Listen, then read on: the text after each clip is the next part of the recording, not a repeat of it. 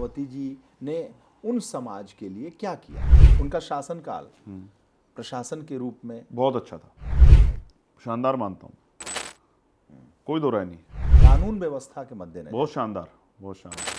अगर योगी नंबर आप कहोगे तो 10 में से 10, 11 भी दे दूँ। आप ट्राई करते हैं उनसे मिलने के लिए, कोशिश रहती है आपकी। जब मायावती जी आपके सामने होंगी तो चंद्रशेखर आजाद अवसर चाहता हूँ कि ऐसा अवसर बने कि आज़ाद समाज पार्टी मेहनत करके सत्ता में आए और हम लोग उनको निमंत्रण भेजें।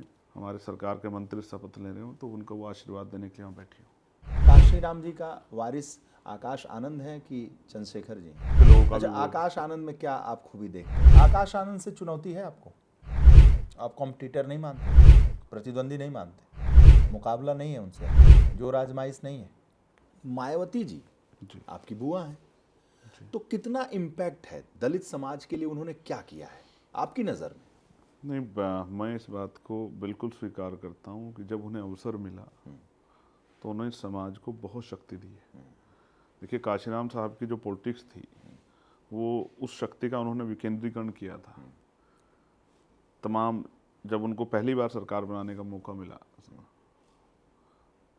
समाजवादी पार्टी के साथ मिलके 93 में, तो जो हमारे कोटे के मंत्री बने काशीराम साहब के आंदोलन के, तो मंत्री में उन्होंने, आप देखोगे, उन तमाम जातियों को उन्होंने प्रतिनिधित्व दिया जिन जातियों को कभी अवसर नहीं मिला, जिनकी कोई पहचान भी नहीं थी। पाल, प्रजापति, गुर्जर, सैनी, मौर्य, शाक्य, कुशवाहा, बिंद, राजभर, केवट, मल्ला, निषाद, पासी समाज को, तमाम राजभर, तमाम जातियों को उन्होंने प्रतिनिधित्व दिया। चौहान, और उन्होंने एक अम्ब्रेला जो बनाया था सुरेश भाई, तमाम जातियों में लीडरशिप खड़ी की और उनको अपने समाज में भेजा कि जाके आप इन पे अपने लोगों से कहो कि कब तक वो इस गुलामी की जंजीरों में पड़े रहेंगे, उनको काटने के बारे में अपनी शक्ति बनाए। तो जब वो सरकारें बनी, 6-6 महीने की सरकारें जब चली, हालांकि वो कैसे बनी, क्या उसमें रहा, बीजेपी के साथ जाना चाहिए था, नहीं जाना चाहिए, ये उनके फैसले थे, उन पर मैं, वो परिस्थितियाँ क्या थी, उन्होंने किस तरह फैसले लिए, मैं इस पर कुछ नहीं कहना चाहता। तो लेकिन बहुत काम किया जब उनको अवसर मिला। लेकिन पिछले लंबे समय से आप देख रहे हैं 2012 के बाद, तब तो हम लोग इलेक्टोरल पॉलिटिक्स में थे भी नहीं। 12 के बाद लगातार उनका ग्राफ गिरा है। 14 में जब 0 सीट आई लोकसभा में तो बहुत निराशा समाज में पैदा हुई। उस निराशा को आशा में नहीं बदला गया। उसके बाद बहुत सकारात्मक प्रयास नहीं हुए। फिर 17 में और सीटें कम हो गई, 17-18 सीटें रहेगी। फिर 19 में अलायंस हुआ, वो अलायंस भी बहुत कुछ का कमाल नहीं दिखा पाया। फिर आप इस तरह समझिए, जो ये जो वो समाज उनको वोट देता है वो बीजेपी के खिलाफ वोट देता है उनको। जब उपराष्ट्रपति चुनाव आया तो उन्होंने एनडीए के प्रत्याशी को समर्थन कर दिया। जब राष्ट्रपति जी का चुनाव आया तो उन्होंने समर्थन। इससे समाज में फिर से उनके प्रति एक भाव पैदा हुए कि अच्छा नहीं हो रहा है। समाज जिसको नेता मानता है उससे लड़ता नहीं है, मगर अंदर से स्वीकार करता है कि अच्छा नहीं हो रहा है। लेकिन कहे कौन?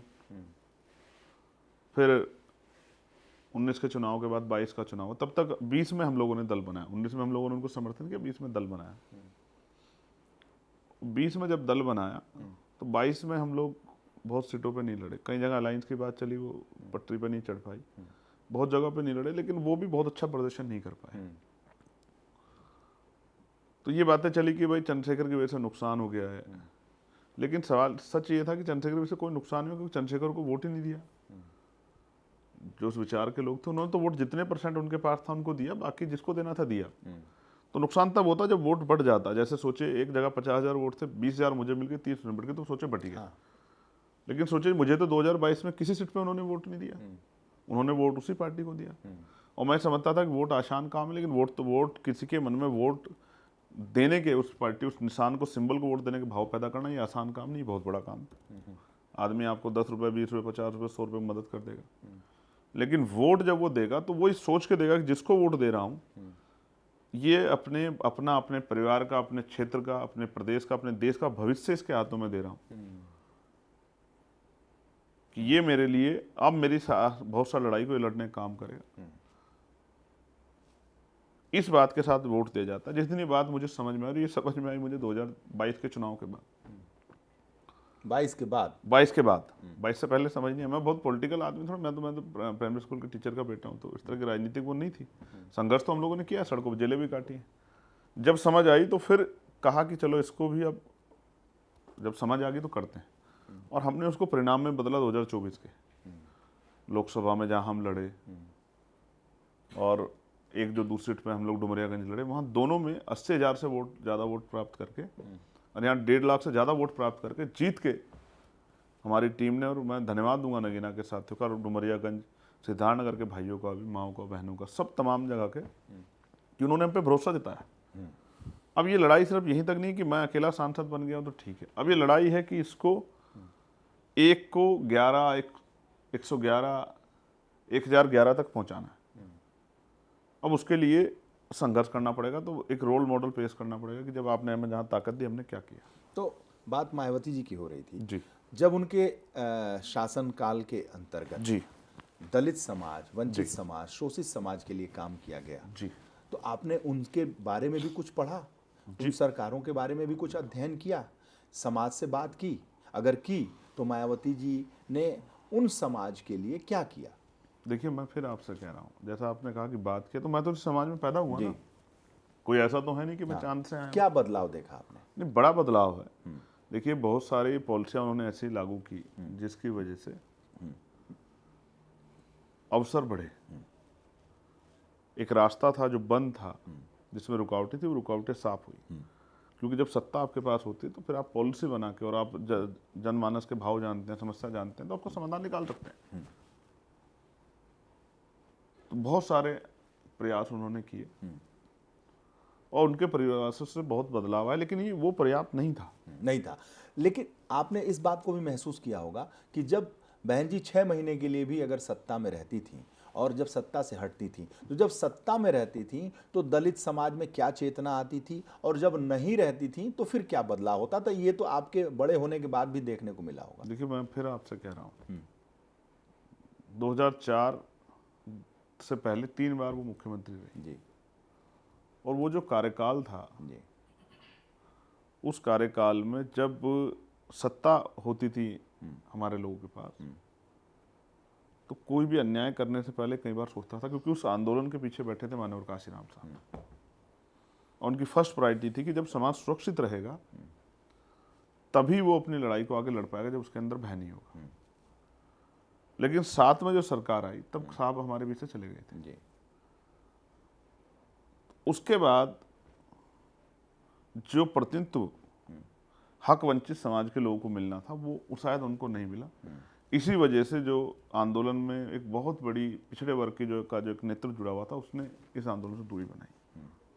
आप ये देखेंगे बहुत सारे दल हैं, चाहे निषाद जी हों, राजभर जी हों, तमाम वो लोग इसी आंदोलन से निकल के गए। सोनेलाल पटेल जी, एक बहुत बड़े मतलब समय समय पे उन्होंने काशीराम साहब की मेहनत से जो बना था वो धीरे धीरे छिन भिन्न होता गया।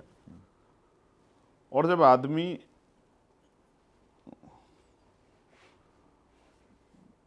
अपनी क्षमता के अनुसार कार्य नहीं करता तो उसको अपने बचाव के लिए किसी ना किसी को आरोपित करना पड़ता है। हर चुनाव के बाद वो किसी ना किसी को आरोपित करती है कि भाई इनकी वजह से नहीं हो पाया, इनकी वजह से नहीं हो पाया, इनकी वजह से नहीं हो पाया। लेकिन वो इस बात को, समाज सिर्फ इसी बात को नहीं जानना चाहता कि भाई इनकी वजह से नहीं हो पाया, इनकी वजह से नहीं। समाज जानना चाहता कि अगर नहीं होगा तो फिर क्या होगा। उनका शासनकाल प्रशासन के रूप में बहुत अच्छा था, शानदार मानता हूँ, कोई दो राय नहीं। उनका चेला होने के नाते अगर भविष्य में अवसर मिला तो उस शासन काल में और 4 चांद लगाने का काम आजाद समाज पार्टी के लोग करेंगे। आज़ादी के बाद यस, अभी योगी आदित्यनाथ जी की सरकार है जी। आप यूपी में सबसे बेहतर मुख्यमंत्री कौन मानते हैं? देखिए, मैं जब से आज़ादी के बाद की अगर आप बात करो तो बहुत सारे, मेरा जन्म आज़ादी के बाद का है, तो मैं जिन लोगों का कार्यकाल मैंने उस तरह से नहीं देखा उन पर बहुत टिप्पणी नहीं कर सकता हूँ।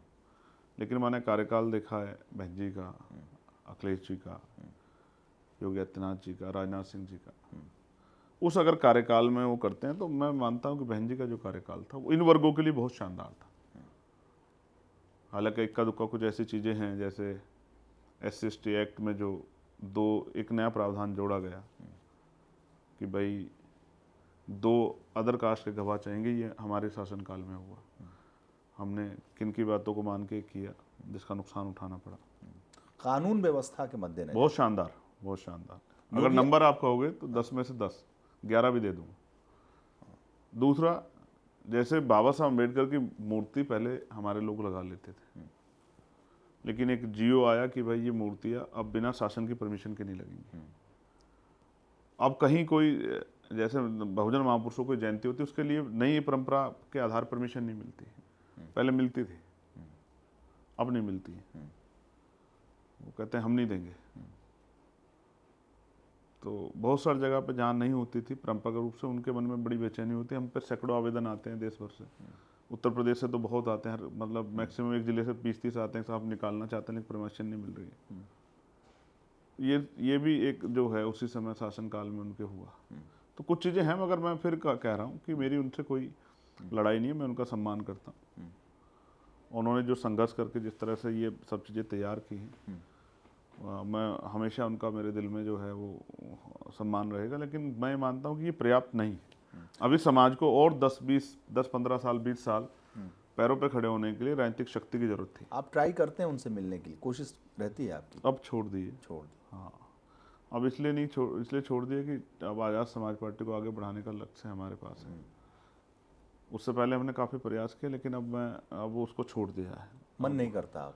नहीं, मन में सममान है, ठीक है, लेकिन अब काहे को इन सब चीज़ों पे वो करने? लगता है कि समय बर्बाद क्यों करें? नहीं, असल में वो अपना काम करे, अपने दल को चलाने। एक दल का नेतृत्व करता होने के बाद मेरे पास जिम्मेदारी है कि भाई मैं जो काम मुझे दिया गया उसको प्रॉपर करूं। और मैं कोशिश करता हूं कि अपनी पार्टी को, इस आंदोलन को मैं 30 दिन में से 29 दिन या 29.5 दिन काम कभी करता हूं। टकराएंगी तो क्या कहेंगे आप? सम्मान ही करूंगा मैं, क्या कह सकता सम्मान तो करेंगे ही, सब लोग सम्मान करते हैं। उम्र भी आपकी कम है तो सम्मान तो करेंगे ही। लेकिन जब मायावती जी आपके सामने होंगी तो चंद्रशेखर आजाद, अवसर चाहता हूं कि ऐसा अवसर बने कि आज़ाद समाज पार्टी मेहनत करके सत्ता में आए और हम लोग उनको निमंत्रण भेजें कि जब हमारी सरकार का जो है, हमारे सरकार के मंत्री शपथ ले रहे हो तो उनको वो आशीर्वाद देने के लिए वहाँ बैठी हो। अच्छा, हाँ, ऐसे उम्मीद करता हूँ कि वो अपने बच्चों को आशीर्वाद जरूर देंगे। हम सब लोग तो बहुत छोटे हैं उनसे, बच्चों के समान ही। अगर मान लीजिए वो आप एमपी रहे, खुद वो एमपी बन के आ गई और आपसे मिल गई, रास्ते में मिल गई, तो क्या कहेंगे कि मैं इतने दिन से मिलना चाहता था लेकिन आपने देखिए, क्यों ऐसा है, हर चीज़ की एक गरिमा है। आप, अगर मैं आपसे बात नहीं करना चाहूँगा तो आप जबरदस्ती मुझसे ज़्यादा बात नहीं कर सकते। बस जय भीम हो सकती है, तो वो तो बड़ी है। अगर वो मुझसे कहेंगे कि आओ बैठो बात करनी है, कोई आदेश करेंगे तो मैं तो छोटा हूँ, खड़े होकर बात कर सकता हूँ, ऐसा नहीं। मैं फिर आपसे कह रहा हूँ, उनके प्रति सम्मान जो है वो मेरे लिए दिखावा नहीं। काशी राम जी का वारिस आकाश आनंद है कि चंद्रशेखर जी? ये तो अगर राजनीतिक दल के तौर पर वो करोगे तो अभी तो बहन जी है, लेकिन ये अगर वैचारिक आंदोलन के तौर पे तो ये समय तय करेगा। देखिए, मुझसे कई बार लोग कहते हैं कि चंद्रशेखर ने अभी क्या किया। मैं बहन जी से तुलनात्मक हुई नहीं, वो 4 बार चीफ मिनिस्टर रही। भाई बिना चीफ मिनिस्टर रहे वो क्या कर लेते? अच्छा बताओ।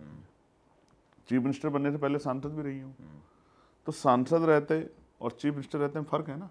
चीफ मिनिस्टर आपके पास कलम होती है, आप नई पॉलिसियाँ बना सकते हो, कहीं को अच्छा काम है उसको हटा सकते हो, किसी को दंड दे सकते हो, किसी को प्रमोशन कर सकते हो। अभी क्या है मेरे पास? मैं एक कार्यकाल मुझे आप 6 महीने का दे दो, फिर आप कंपैरिजन कर लो किसी भी कार्यकाल, और किसी से कंपैरिजन कर लेना यार, वो तो बढ़िया, किसी से कर लेना, किसी भी स्टेट के किसी भी चीफ मिनिस्टर से कर लेना। आप मुझे 6 महीने कार्यकाल दे दो, अगर उसका मुकाबला किसने कर लिया तो मैं राजनीति छोड़े घर बैठ जाऊंगा। और वो 6 महीने कार्यकाल हक वंचित कमजोर वर्ग के हर घर के लिए, बेटी के लिए, बेटे के लिए, महिलाओं के लिए अगर सुनहरा ना हुआ, स्वर्णिम ना हुआ, तो आप जो कहोगे वो उसी दिन वो एफिडेविट लिख के दे दूंगा। ऐसा सीएम होंगे आप? भैया मैं आपने कहा ना, मैं ना भी हमारे विचारक कोई आदमी बन जाए जो मेरे आधार पर काम करे। ऐसा इकोनॉमी, ऐसी मैं बोलता नहीं हूँ, ग्रामीण इकोनॉमी को कैसे डेवलप करना ये हम जानते हैं। लोगों की जेब में पैसे आएंगे, रोजगार आएगा, गांव में महिलाओं को रोजगार मिलेगा, पढ़े लिखे नौजवानों को रोजगार मिलेगा, अच्छी एजुकेशन पॉलिसी लागू होगी। नहीं दूंगे 2000 रुपये नहीं देंगे हम लोग किलो, भाई 2000 रुपये हर महीने के, किसान सम्मान निधि, ये निधि वो निधि, राशन भी नहीं देंगे, राशन भी नहीं देंगे, बिल्कुल नहीं देंगे, आपसे कह रहा हूँ। लेकिन उनके बच्चों को ऐसी शिक्षा देंगे कि वो शिक्षा लेकर दुनिया में उसकी डिमांड होगी कि आओ हमारे यहाँ सेवा करो, और हम आपको 2 लाख रुपए, 1 लाख रुपए की सैलरी का पर महीने का पैकेज देते हैं। उनके आप समझे विज्ञान के वैज्ञानिक दृष्टिकोण को बहुत बढ़ाएंगे। जितने स्कूल है प्राइमरी में टोटल मॉडर्न एजुकेशन लागू करेंगे।